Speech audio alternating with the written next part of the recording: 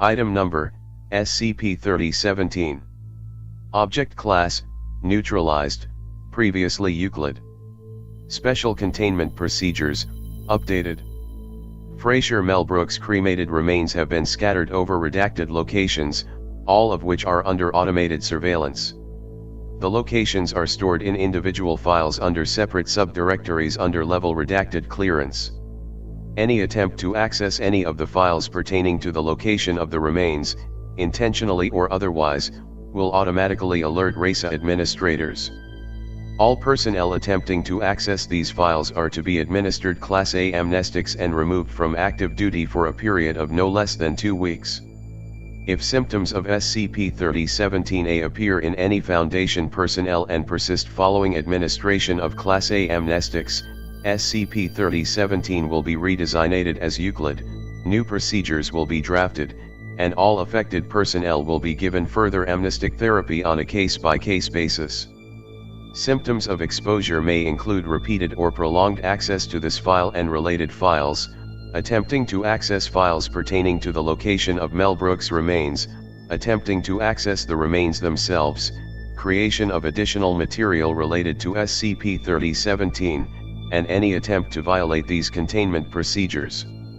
Archived Special Containment Procedures, void as of January 1, 20 redacted 7.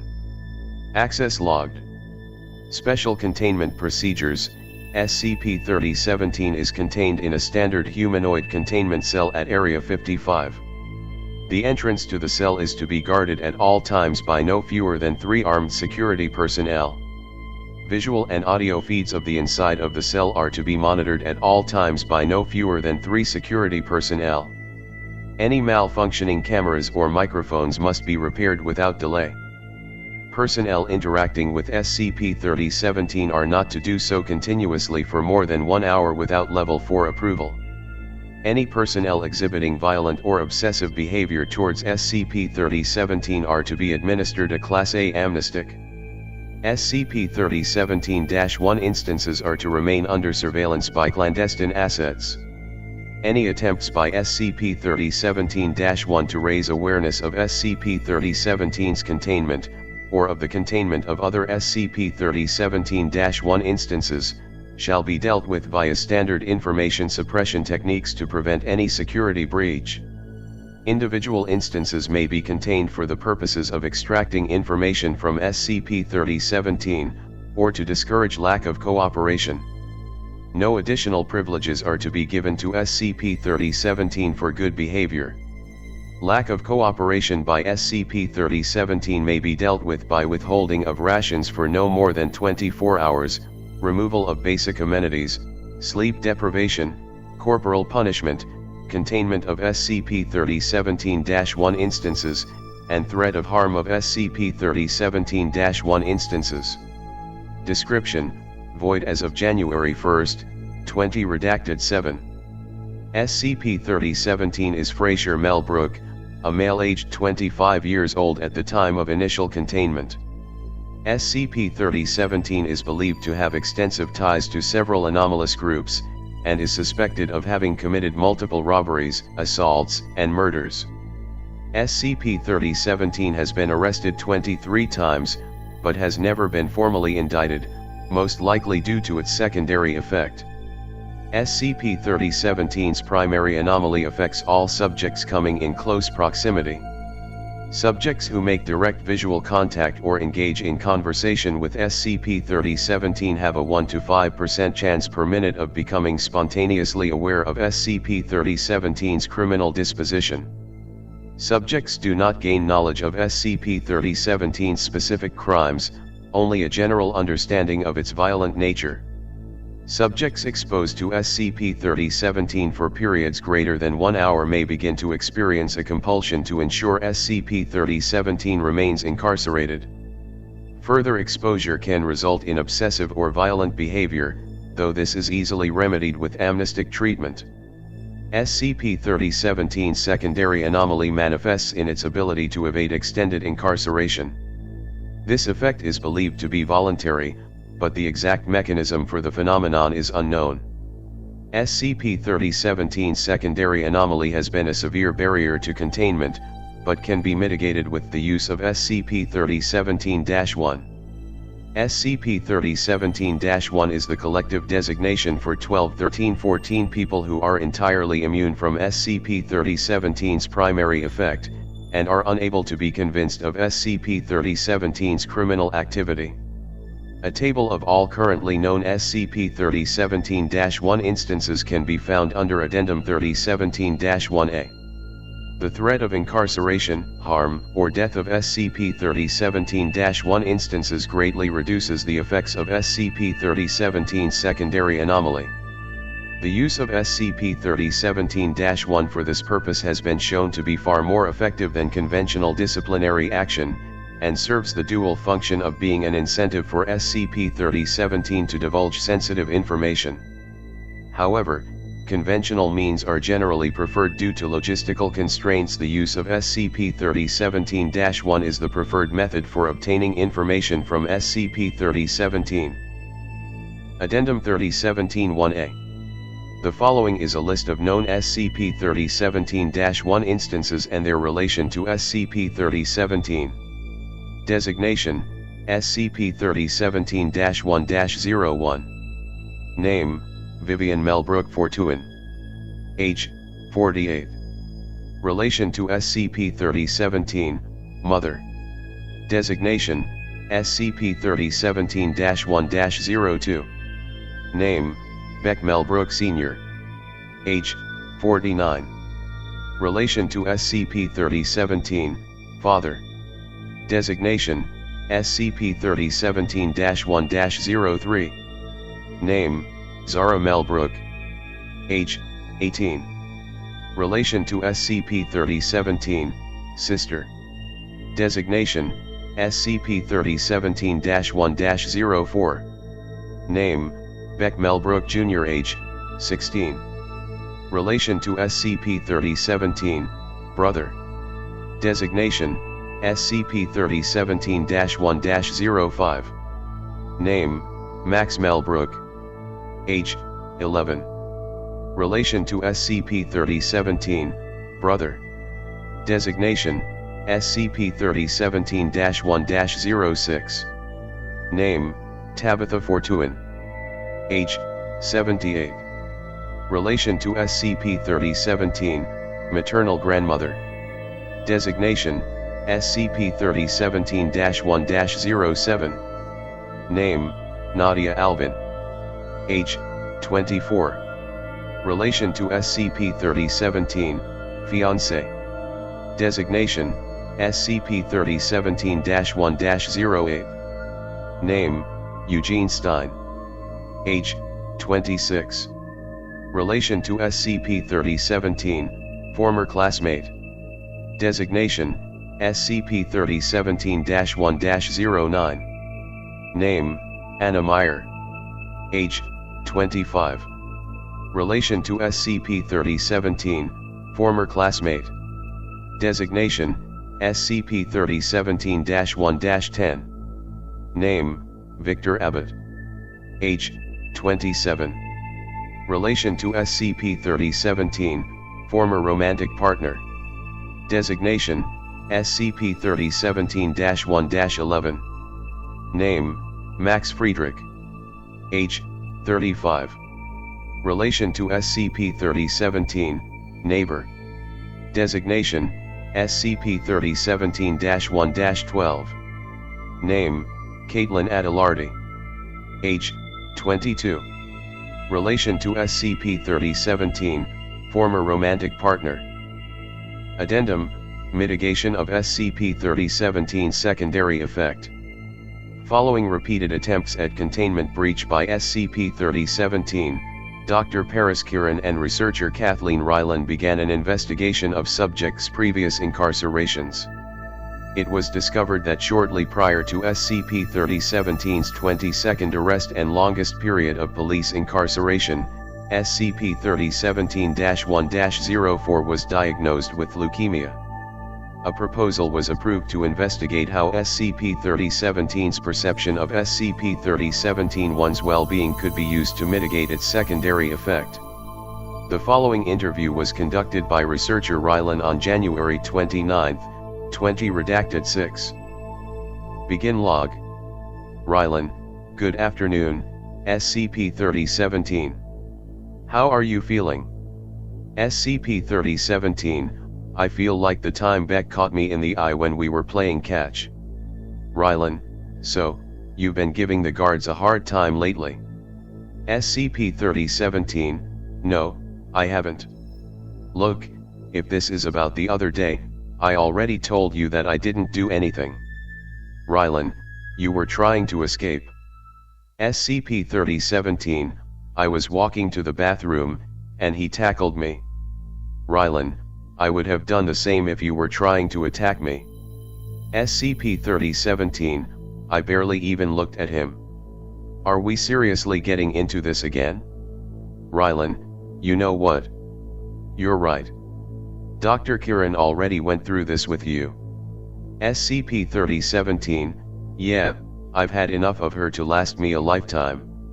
Rylan, laughs, haven't we all? SCP-3017, geez. Rylan, well, you mentioned your brother just a moment ago. He finished his treatment just this past June, right? SCP-3017, yeah. He did. Why? Did something happen to Beck? Rylan, no. Not as far as we know. SCP-3017, then what are you getting at? Rylan, well, we've received word that your grandmother has been diagnosed with lung cancer. SCP-3017, what? Rylan, she went to a clinic about. SCP-3017, yeah, I heard you. Rylan, I understand that you're upset, but we. SCP-3017, yes, I am upset. I'm goddamn upset. I'm upset that you guys are keeping me here when something like this happens. I need to be there for her. I need to be there for my family. Rylan, I'm sorry, but we can't let you go. You need to understand this. SCP-3017, no, you need to understand. Rylan, stop. This is important, and I need you to listen, okay? SCP-3017, size, fine. Rylan, right now, the doctors think they can treat it. If all goes well, she'll be fine. But in order for that to happen, we need you to cooperate. SCP-3017, what do you mean? Rylan, what I mean is, look, it wasn't my decision, but if you keep trying to pull all the stuff with the guards, we won't let her get treatment. SCP-3017, but that's crazy. You can't do that. Rylan, it wasn't my call, I'm sorry.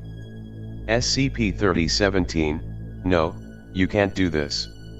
Rylan, this is just what they decided to do, and I can't change that. I get it, you're upset and you're worried. But right now, the best thing you can do for her is cooperate with us, alright? SCP-3017, but I can't just stay here. I need to be with her. Rylan, you can't right now, I'm sorry.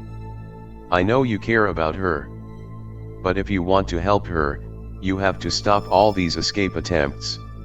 SCP-3017, can you at least keep me updated on how she's doing? Rylan, I'll try. SCP-3017, alright then. I'll do what you want. End log. SCP-3017 has not attempted to breach containment in the 4 months following this recommendation. Currently, monitoring of SCP-3017-1-06 has shown no major chronic health problems. Addendum, Memorandum, February 19, 20redacted 6. Given SCP-3017's known and suspected ties to anomalous groups, the subject is a potential gold mine of information. Thus far, however, all conventional methods of interrogation have failed to yield any useful intelligence. With so much valuable intelligence to be obtained, we must look into alternative means of getting the subject to divulge the information we need. SCP-3017's secondary effect has been shown to be mitigated by the belief that SCP-3017-1 instances are in some form of danger. The secondary effect is voluntary on SCP-3017's part. It is mitigated when SCP-3017 does not want to escape, or is more concerned with other matters. Thus, its concern for those it considers close outweighs its desire to escape. Our psychological evaluation of SCP-3017 highlights this attribute as a dominant part of its personality. The possible application here is obvious. SCP-3017-1 may be just the incentive we need to finally extract the information we need. By containing individual instances of SCP-3017-1, and convincing SCP-3017 that they are in danger, I believe the subject will be far more cooperative.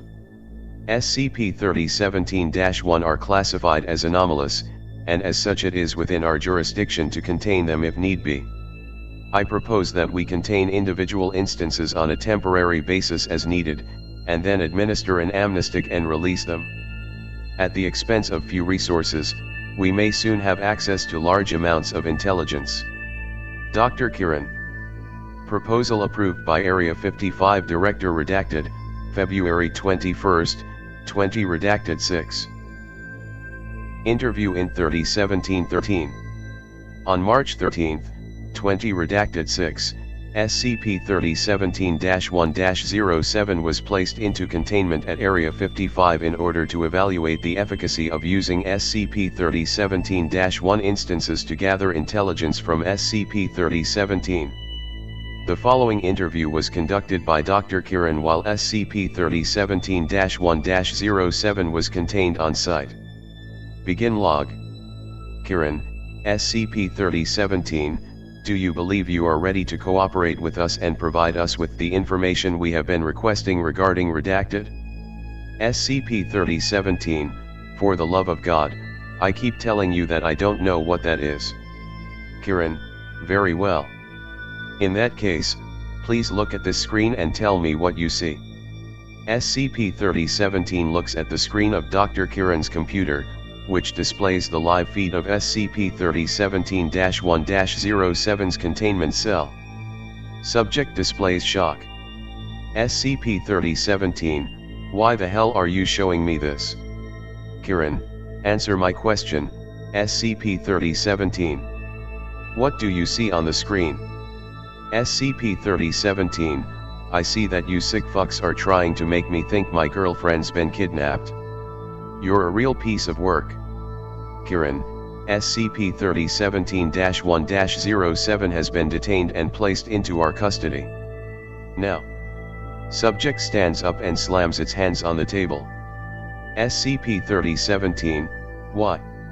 My brother and my grandma might both be dying, and you're just going to keep me here and kidnap Nadia. You're all goddamn psychos. Kiran, sit down or I will have the guards remove you back to your cell. Subject sits back down. That's better. Now, you have refused to provide the information we've been requesting over the course of your containment. We need that information, and we need it now. That is why we have decided to see if you would be more cooperative with a new incentive.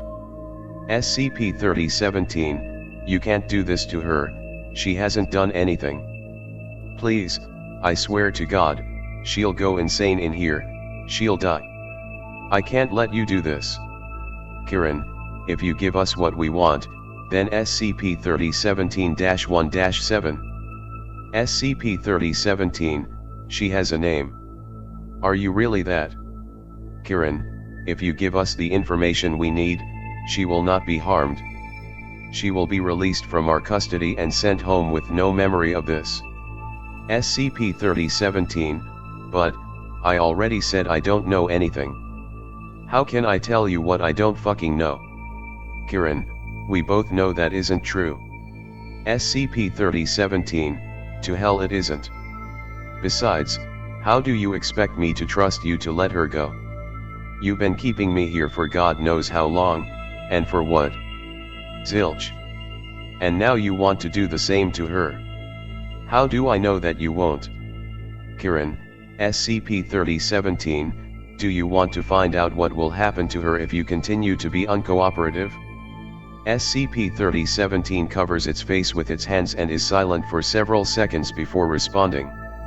SCP-3017, I guess I'll try to tell you something.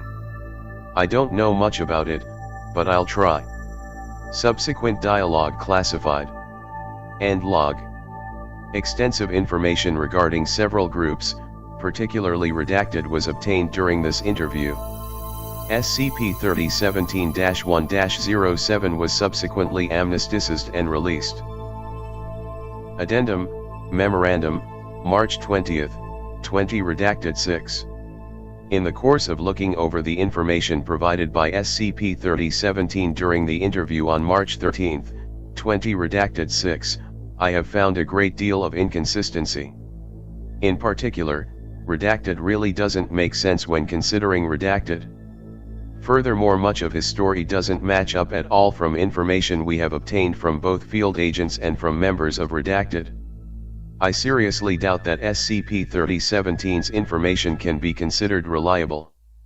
I don't know if it just doesn't know anything, or if it's still determined to keep information away from us. But I suspect the latter right now. Researcher Rylan. Interview in 3017-24. By April 16, 20 redacted 6, SCP-3017-1-05-08-10, and -12 had all been detained as further incentive for SCP-3017's cooperation. On April 16, 20 redacted 6, Dr. Kiran was given special clearance to conduct the following interview. Prior to the interview, SCP-3017-1-10 was sedated and removed to a separate cell. Interview was conducted with SCP-3017 in the adjacent observation room. Begin log. Kiran, okay, and let's start. SCP-3017, I'm going to show you an object, and then I'm going to ask you to tell me what you think it is. SCP-3017, fine, let's get this over with. Dr. Kiran places a spent hollow point bullet on the table. SCP-3017, I have no idea what that is. Kiran, alright. Now, I'm going to show you another object, and I want you to do the same thing. Dr. Kiran places an unspent hollow point bullet on the table, followed by several seconds of silence. SCP-3017, that's a bullet. Kiran, very good. Now, do you have a better idea as to what the first object was? SCP-3017, it's a bullet too then. Is it? I don't know. Kiran, yes, it's a bullet. Why do you think it's shaped like that? Several seconds of silence. Okay, how about I tell you then? These are hollow points. The reason that bullet is shaped like that is because it was fired through something. Dr. Kiran rises from her chair, and activates the lights in the adjacent cell. And in that room, is what I fired it through. Take a look. SCP-3017, unintelligible. Kiran, what was that? SCP-3017 stands up. SCP-3017, I'll kill you, you fucking bastard. Dr. Kiran quickly produces a pistol and aims it at SCP-3017. Several seconds of silence. Kiran, sit back down. Now. SCP-3017 sits back down, is now breathing heavily.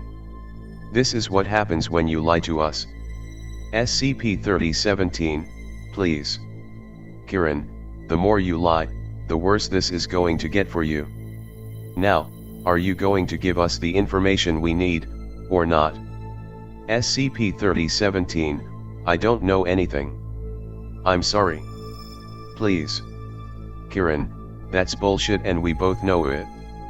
SCP-3017, are you going to shoot me or not? Dr. Kiran fires the pistol at the acrylic glass observation window. Kiran, we're sick of your games.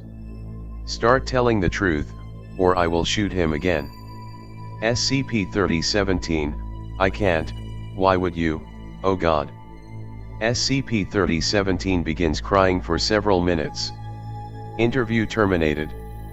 End log. SCP-3017-1-10 and SCP-3017 were uninjured and returned to containment. Addendum 3017-1G35A. On April 29, 20 redacted 6, researcher Rylan submitted the following proposal to Area 55 Director redacted. Level 3 clearance required. Access granted. After looking further into our documentation, I've been shocked to see that practically no concrete evidence of SCP-3017's criminal history, anomalous or otherwise, actually exists. I can find no physical evidence, no photographic evidence, and no video or audio recordings. All that we have is witness testimony, but given SCP-3017's mind-affecting properties, I do not believe any of this can be considered valid. I am becoming more and more convinced that my earlier conclusion regarding SCP-3017 was wrong. I think it honestly does not know the information that we've been asking, and has been making up information so as to protect SCP-3017-1. Not only do I believe further efforts to gain information for SCP-3017 are useless, I am also convinced that our current attempts may be a violation of ethics protocols. Right now, SCP-3017 is still convinced that its grandmother has cancer, and that we shot its ex-boyfriend dead right in front of it. On that note, how were Dr. Kiran's actions from 2 weeks ago not grounds for a reassignment at the very least? I am formally requesting that all SCP-3017-1 instances be released until we can do more thorough investigation. This has gone too far. At the recommendation of Dr. Kiran, researcher Rylan has been redesignated SCP-3017-1-13 and placed under containment. Incident I-30 May 17, 20 redacted 6. On May 17, 20 redacted 6, SCP-3017-1-13 escaped from her cell with the assistance of Security Officer Rudolph Caridad. SCP-3017-1-13 proceeded to manually trigger Area 55's breach alarm, while Security Officer Caridad directed security officers stationed at SCP-3017's cell to seek shelter elsewhere in the facility. SCP-3017-1-13 then proceeded to enter SCP-3017's cell and assist the subject in escaping containment. Security personnel were unable to apprehend SCP-3017 or SCP-3017-1-13, and both are believed to have escaped the facility. Security Officer Caridad was redesignated SCP-3017-1-14 and placed under containment. Dr. Kiran was reported missing following this event, but reappeared at Area 55 on May 25, 20 redacted 6. Incident I-3017-1N. On May 23, 20 redacted 6, at approximately 3 o'clock local time, a fire began at SCP-3017's previous residence. The fire quickly spread, destroying the residence and 2 adjacent houses. SCP-3017-1-01-07 and -11 perished in the fire, along with 2 civilians. The cause of the fire is under investigation, was found to be arson. Incident I-3017-EX. SCP-3017 was found dead on May 24, 20 redacted 6. Subject is believed to have jumped from a bridge approximately 1 kilometer from its previous residence. SCP-3017-1-13 was recovered nearby and recontained without resistance. The following interview was conducted with SCP-3017-1-13 by Dr. Kiran 2 days later. Begin log. Kiran, alright, you're aware of all the procedure here, so I'll just get right. SCP-3017-1-13, don't try to act like this is a normal thing, Paris. We both know it's not.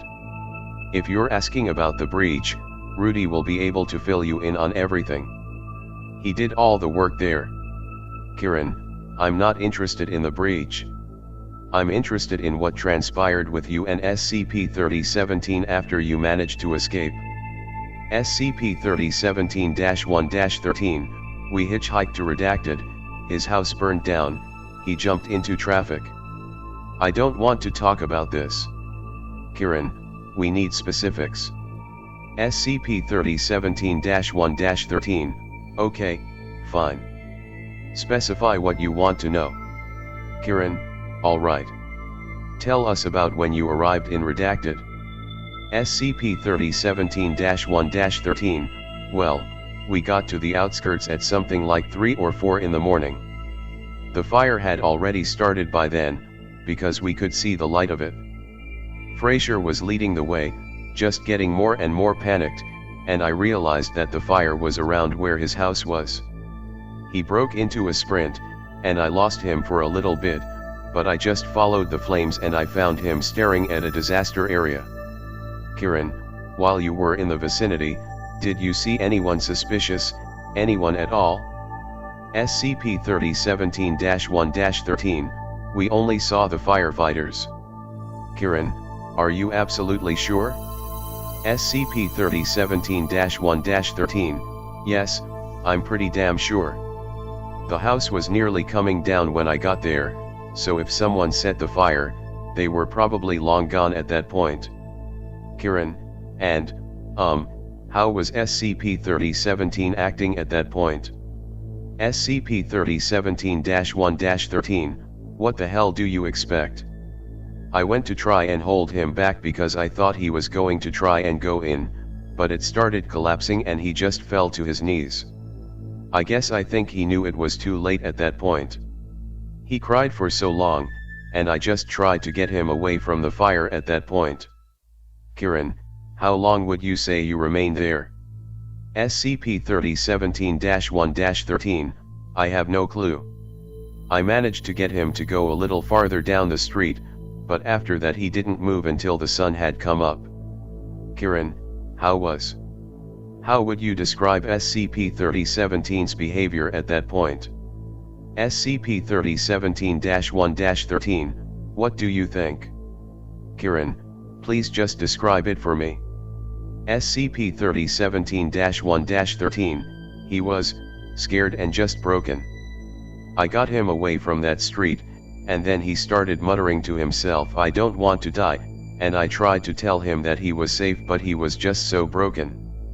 I've never seen anyone that shattered. SCP-3017-1-13 pauses and wipes her face. Goddamn, I can't do this. Kiran, it's alright. Can you continue? SCP-3017-1-13, I took him to the motel a little bit close by and bought a room with some of the cash Rudy gave us. When he was calm enough, I left him there to see if I could get any info, see if anyone got out, but, God, I wanted to lie to him, just tell him something that didn't hurt him, but they were. SCP-3017-1-13 covers her face with her hands. Kiran, Kathy, do you want to take a break for now? We can. SCP-3017-1-13, no. You're going to hear all of this right now? SCP-3017-1-13 breathes heavily for several seconds. You didn't see him, you didn't get to see any of it, but I did. I went to sleep that night, and when I woke up the next morning he was gone. He was already dead. Kiran, do you have any idea, any at all, as to why SCP-3017 decided to end its own life? SCP-3017-1-13, gee, I don't know. He spent 5 days trying to get back home and see his family, only to watch them die in a fire. Maybe that was the reason? Or maybe it was because he finally thought for a second that they were going to be okay, that for once they'd all have their lives back. Is that reason enough? Is it? SCP-3017-1-13 takes a deep breath. I told him about all those things we lied to him about. I told him how long I'd been lying to him and he didn't care, he wasn't mad. He was so happy. He was so ready to see those people. He was just so happy, just wanted to live for them. He wanted to live so much. He didn't want to die. Kiran, I see. SCP-3017-1-13, he was so scared. He didn't want to die. I don't believe it for a second. End log. SCP-3017 has been redesignated as Neutralized. Description, updated. SCP-3017 was the designation for Fraser Melbrook, a male aged 27 years old at the time of his death. Subjects who made direct visual contact or engaged in conversation with Melbrook had a 1 to 5% chance per minute of developing SCP-3017-A. SCP-3017-A refers to a cognitohazardous effect which resulted in subjects developing a compulsion to have SCP-3017 in their custody.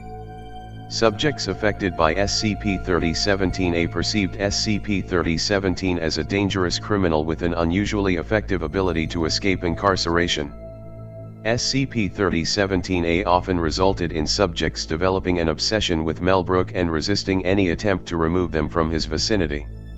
Treatment with Class A amnestics was shown to alleviate SCP-3017-A, however, symptoms would return immediately upon subsequent exposure to SCP-3017. SCP-3017-1 was the collective designation for 12 close members of Melbrook's inner circle and 2 Foundation personnel who were immune to the effects of SCP-3017-A. As the effects of SCP-3017-A ceased upon Melbrook's death, the remaining living instances of SCP-3017-1 are no longer considered anomalous. SCP-3017-1-08 through -10 and -12 have been released back into the general population following amnestic treatment. Researcher Rylan and Security Officer Caridad, previously SCP-3017-1-13 and -14, have been reinstated into Foundation employment. Reports of Melbrook's criminal history, as well as his supposed ties to anomalous groups, are unsubstantiated. All investigations into criminal and anomalous ties have been closed. You have been viewing this document for 2,231 seconds. Please do not leave this document open for an extended period of time. If you have finished viewing this document, please close this window now.